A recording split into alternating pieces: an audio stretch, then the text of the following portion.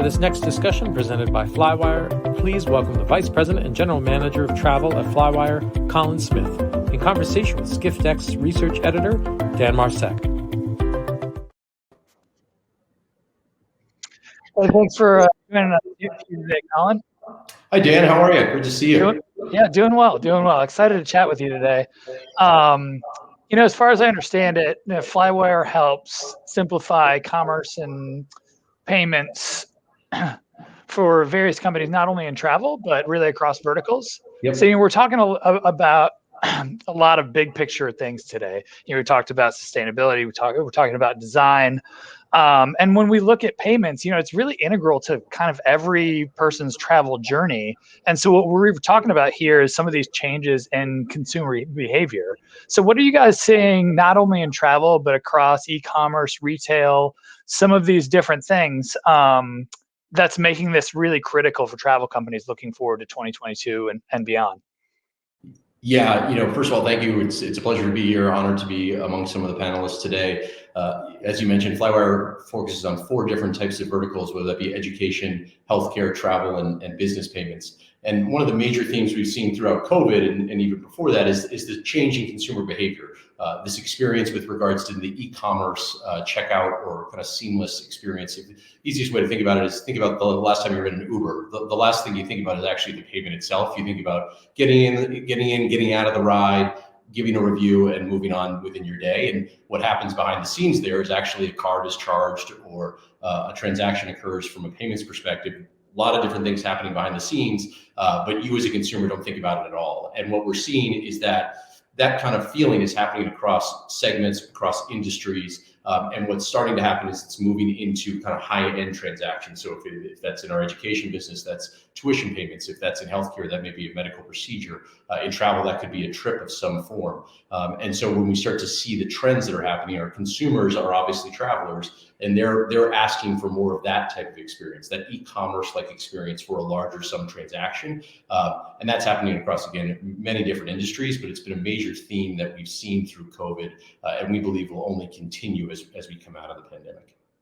Yeah, that's really interesting. So as you mentioned, we're seeing that become more of a trend, as we come out of COVID.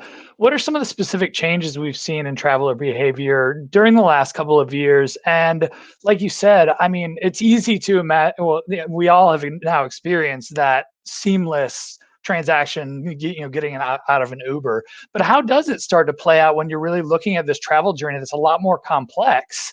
And obviously, like you said, a little bit of a bigger ticket item. So you can talk about those specifically in travel?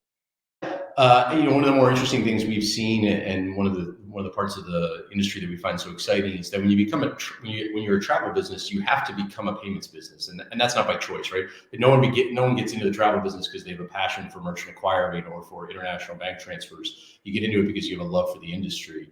And so when we start to see that, how is that changing? How's that affecting the business? Travel inherently is a very international business. There are people coming in from all over the world. And right there, that presents an opportunity and a challenge, which is, how do you price your trips? What currencies do you price your trips? What ways and do you accept funds in? Is that only through a credit card? Is it only through a bank wire? Are there alternative payment methods through that?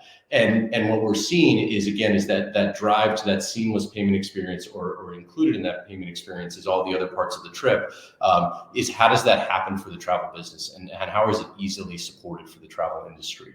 And so what we start to see is all the complexity that sits there. And so in addition, the guest is saying they'd like to pay in their own currency. A recent study we did said that 90% of payers want to pay in their own currency, not the currency of where they're traveling to. And so that offers just a whole other layer of complexity. And guest experience becomes paramount to the overall journey. And so what we start to see is how do companies kind of offset some of the complexity behind the scenes with regards to payments? How are they handling that to other companies, whether that be Flywire or other types of businesses that can help them offset the problem and allow them to get back to what they want to be doing, which is helping travelers take once in a lifetime journeys, or take the vacation they're so desperate to take and they haven't been able to. Yeah, well, I think you really brought it home for me, thinking about just the simple example of paying your own currency. I can only imagine how challenging it is for, say, for example, somebody at the front desk at a hotel working through, figuring out different currencies and, dealing with translation issues when you have the ability, like we were saying, with these seamless transactions to just you don't have to think about that anymore. And then that just helps everybody, both on the, travel brand side as well as on the customer experience side, which actually, of course, segues very nicely into the next question that I had, which is looking at this in a bigger picture. How do we look at payments as this piece that really ties together brand trust and customer experience, and looks at this kind of building block that is really foundational to the future of that relationship?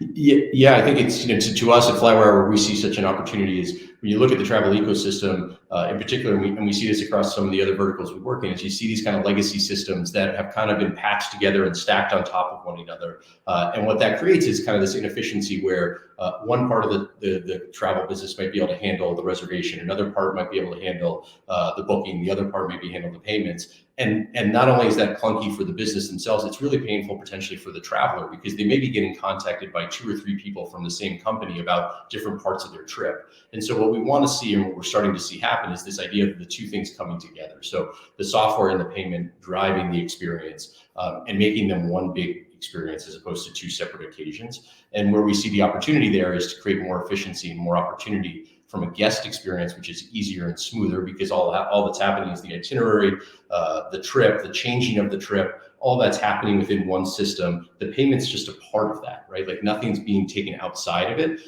And so not only is the guest having a better experience and wanting to come back and do the trip again or take another trip with this company, in addition, the travel company themselves is having more efficiency because they're able to use one system to manage and match all the payments. Again, managing all those different types of currencies, potentially different ways in which the payments are coming in, reconciling those payments. And so we see the combination of software and payments only being greater and driving more opportunity within the travel business overall. Yeah, that's great. One thing I just thought of, we were talking about some of the changes in consumer behavior and trends. And when we were preparing for this, you brought up this really good example of, the types of travel that we were seeing, for example, multi-generational travel or like big friend trips. And you're talking about this concept of, split payments and all of these other things that are coming together. Can you talk a little bit more about that and how those trends that are, not only unique to travel, but are kind of coming together around this topic? Yeah, and I think obviously probably all of us here today are desperate to get back out into the world, travel again, and where we see this the most, based on the research we see, is some of this kind of around multi-generational trips, grandparents getting to see their grandchildren, parents going with their parents, and combining larger trips that then present 2 different issues, right? So they may be longer trips and stay.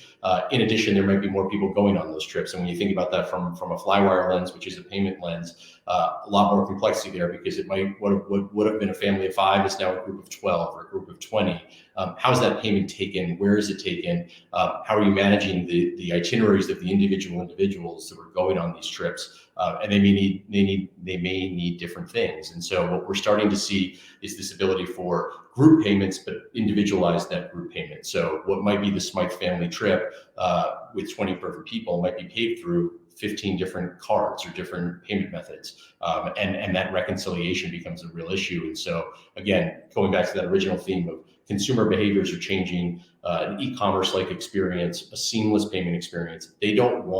They expect to have that experience happen for them now because of the other opportunities in the market. So the travel business has to catch up with that. In addition, the travel companies have to be able to offer it because their competition will be doing it quite quickly. Right.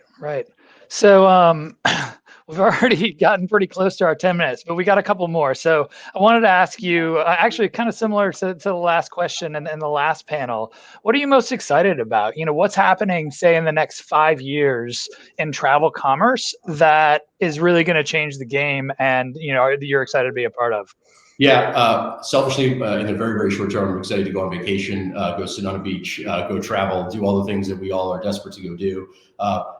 One of the major themes that we get more and more excited about every day is kind of this replacement of these legacy systems, the stacking of the technology on top of each other, and having the payment sit outside of that experience. We believe that what will start to happen and what we get so excited about is kind of this singular experience where the payment and the itinerary, the payment and the booking, the payment and everything along that stays together. And it only gets smarter with that, right? Like the dynamic ability to be able to change trips within the trip. So, hey, we're in Paris, we wanted to go to the Louvre, but now we want to go do a different museum. How do we dynamically change that, whether that through an app or whether that through communication within the itinerary or the booking platform itself?